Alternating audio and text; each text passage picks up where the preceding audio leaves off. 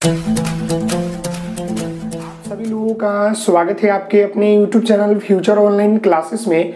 और आप सभी लोगों के द्वारा जो है एक प्रश्न जो है बार बार क्रिएट हो रहा था कि डीएलएड में जो 12 पेपर पढ़ने हैं उसका नाम क्या है और किस पेपर में जो है कितने नंबर का एग्जाम होता है, इसके रिगार्डिंग आपका ये सवाल था।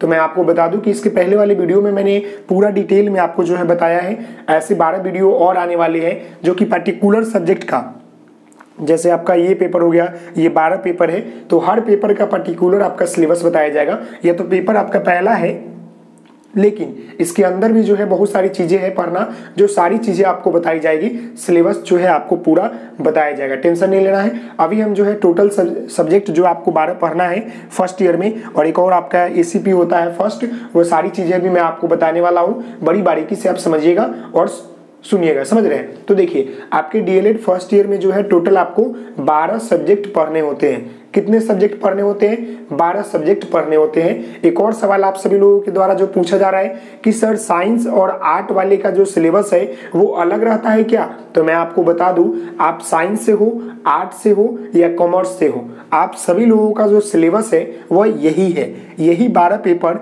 सभी लोगों को पढ़ना होता है, चाहे आप आर्ट वाले हो या साइंस वाले हो या कॉमर्स वाले हो। तो ये क्लियर हो गया आपको, समझ गए? जो भी ये आप बोलते हैं ना कि आर्ट वाले हैं तो आर्ट पढ़ेंगे, साइंस वाले हैं तो साइंस पढ़ेंगे, ऐसा कुछ नहीं है। आपको डीएलएड का एक अपना एक सिलेबस है, यह 12 पेपर, और यह 12 पेपर जो है सभी लोगों के लिए होता है, सभी लोग इसको पढ़ते हैं, समझ गए? अब हम बात करेंगे पेपर के ऊपर। जैसे देखिए आपका यहाँ पर एक और क्यूरी था कि हम लोग F1, F2, F3, F4, F5 ये F12 क्यों लिखते हैं। तो देखिए F1 लिखने का मतलब, यहाँ देखिएगा F लिखने का मतलब होता है आपका फर्स्ट, समझ गए?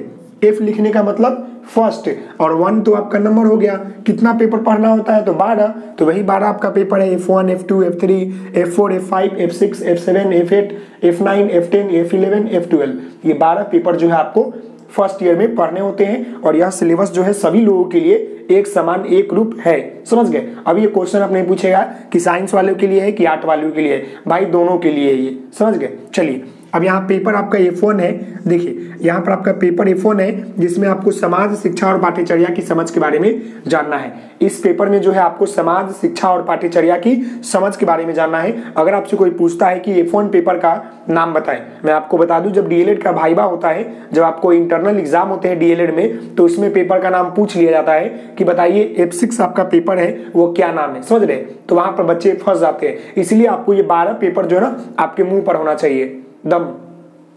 जैसे F12 शिक्षा में संचार एवं सूचना एवं संचार तकनीकी, F11 कला समेकित शिक्षा, F5 यहाँ देखिए F5 भाषा की समझ तथा आरंभिक भाषा विकास। मुझे पूरा याद है, आपको भी याद करना पड़ेगा, समझ गए?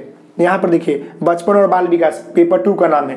ये जो है एक और मैं आपको बात बता दूं, ये 12 पेपर का नाम आप याद कर लीजिएगा, बहुत जरूरी है। अगर डीएलएड कर रहे हैं कोई भी आपसे पेपर का ही नाम पूछ लेगा, समझ रहे हैं? तो ये आपको 12 पेपर है। पहला पेपर में आपको समाज शिक्षा और पाठ्यचर्या की समझ के बारे में पढ़ना होता है, जिसमें आपका 100 नंबर का एग्जाम होता है। टोटल ये 100 नंबर का पेपर होता है, जिसमें आपका जो है 70 नंबर का बाहर एग्जाम होता है और 30 नंबर का एग्जाम जो है कॉलेज में होता है।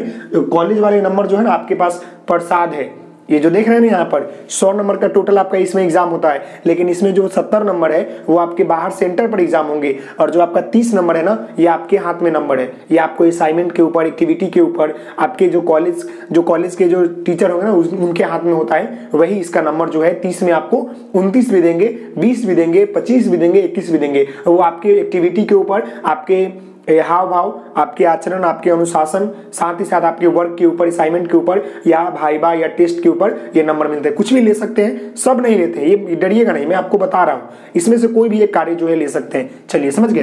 दूसरा पेपर आपको जो है बचपन और बाल्य विकास के बारे में पढ़ना है। इसमें जो है खासकर बचपन के बारे में और बाल विकास के बारे में जानना है, जो कि आपका 100 नंबर का पेपर होता है। इसमें भी वही क्राइटेरिया है, 70 नंबर आपको बाहर एग्जाम होगा, 30 नंबर का आपका इंटरनल एग्जाम होगा। इंटरनल एग्जाम कहने का मतलब है कि टीचर, जो क्लास टीचर होंगे, जो सब्जेक्ट टीचर होंगे ना, उनके हाथ में होगा, समझ गए?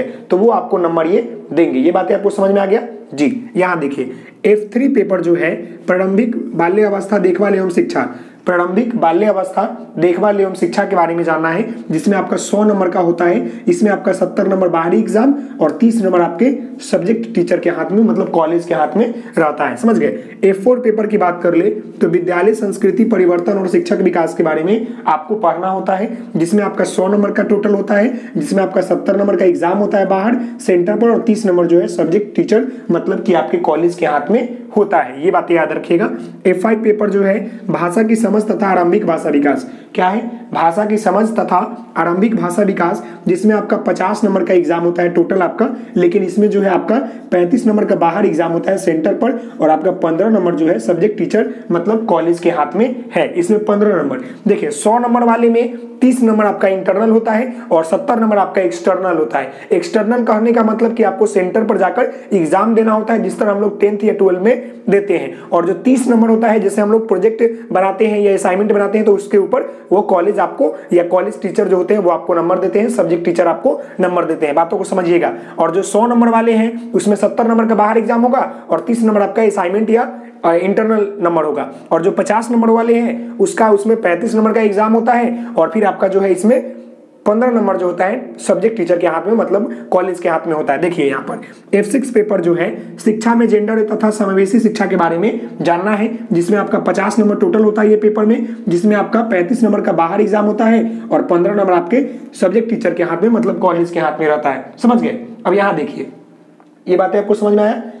ये देखिए यहाँ पर आप देख रहे हैं F7 पेपर, समझ रहे हैं? तो F7 पेपर जो है इसमें आपका जो है गणित का, समझिएगा, गणित का शिक्षण शास्त्र प्रथम प्राथमिक स्तर के बारे में जानना होता है, जिसमें आपका जो है 35 नंबर का बाहर एग्जाम होता है, 15 नंबर आपके इंटरनल नंबर होते हैं जो कि क्लास टीचर या आपके सब्जेक्ट टीचर। F8 पेपर की बात कर ले तो F8 पेपर में आपको जो है हिंदी का शिक्षण शास्त्र प्रथम प्राथमिक स्तर के बारे में पढ़ना है, जिसमें आपका जो है 50 नंबर का ये भी पेपर होता है और ये 50 में आपका जो है 35 नंबर आपके बाहर सेंटर पर एग्जाम होते हैं और आपके 15 नंबर आपके जो है सब्जेक्ट टीचर मतलब कॉलेज के हाथ में नंबर होता है। F8 हिंदी का शिक्षण शास्त्र प्राथमिक स्तर। समझ गए। अब हम F9 पेपर की बात करें तो इसमें जो है प्रोफिशिएंसी इन इंग्लिश के बारे में पढ़ना होता है, जिसमें आपका 50 नंबर का एग्जाम होता है टोटल, जिसमें आपका 35 नंबर एक्सटर्नल होता है और 15 नंबर आपका इंटरनल होता है। एक्सटर्नल और इंटरनल समझ लीजिएगा कि 35 नंबर का एग्जाम जो है आपको सेंटर पर जाकर होगा, जैसे हम लोग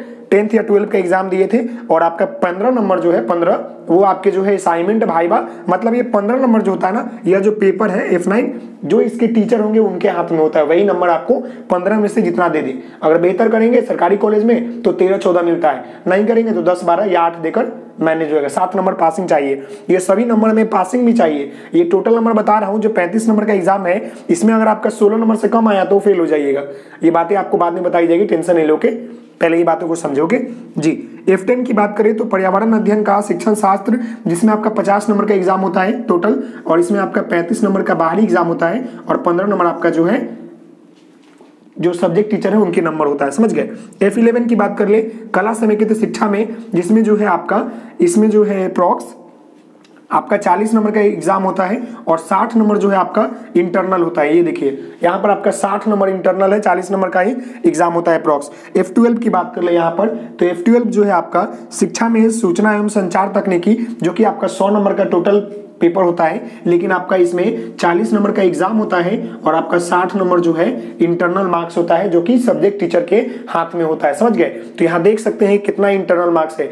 कोई 100 वाले में 30-30 नंबर, 15-15 नंबर और फिर यहाँ पर 40-60 नंबर। ये दो पेपर जो है काफी इंटरनल नंबर जो है स्कोर करता है। और अगर आप टीचर की नजर में अच्छे हैं, टीचर की नजर में अच्छे हैं, फिर आपने सारे असाइनमेंट को बेहतर तरीके से बनाया है, अनुशासन में है, तो आपको नंबर झोली भर के मिलता है। और जब ये इंटरनल नंबर अगर अच्छा मिल गया तो एक्सटर्नल में तो आप लिखेंगे तो पास हो ही जाइएगा ना, और बेहतर नंबर आपको आएगा। समझ रहे हैं। बस जुड़े रहे हमारे साथ। अगर नए हैं चैनल पर तो लाल वाले बटन पर क्लिक कर दें। ओके जी। यहाँ देखिए अब एक और इसके साथ जो है महत्वपूर्ण चीजें जो कि मैंने यहाँ पर लिखा है, विद्यालय अनुभव कार्यक्रम फर्स्ट, ACP इसको हम लोग बोलते हैं, स्कूल एक्सपीरियंस प्रोग्राम। इसको क्या बोलते हैं? ACP, स्कूल एक्सपीरियंस प्रोग्राम, जो कि आपके फर्स्ट ईयर में 1 महीने के लिए होता है। आपको 1 महीने सरकारी स्कूल में जाना है, वहां पर जाकर रियल अनुभव करना है पढ़ाने का। समझ रहे हैं। तो उसी को हम लोग स्कूल एक्सपीरियंस प्रोग्राम कहते हैं। और ये खाली नहीं रहता है, आपको इसके बदले 100 नंबर मिलते हैं। कितने नंबर मिलते हैं? 100 नंबर। अगर ये 100 नंबर में अगर बेहतर तरीके से कर देते हैं, अटेंडेंस अगर आपका एसीपी में रहता है, जो इसमें फाइल मिलता है बनाने के लिए, वो सारी अपलोड है यूट्यूब पर और आपको बताए भी जाएंगे, टेंशन नहीं लेना है। तो यहाँ पर आप 100 नंबर में से 90 नंबर पा सकते हैं। तो आप देख सकते हैं कितना इंटरनल नंबर है, मतलब कि जो डीएलएड कर रहे हैं, एक बात याद रखिएगा कि आपके टीचर के हाथ में ना बहुत सारा नंबर है और आपको बेहतर करना है तो टीचर से थोड़ा घुल मिल कराना पड़ेगा, बेहतर प्रदर्शन करना होगा उनकी नजरों में, ताकि आपका इंटरनल नंबर जो ये 30-30, 15-15, जो 60-60 और जो 100 नंबर है वो बेहतर मिल सके। समझ रहे?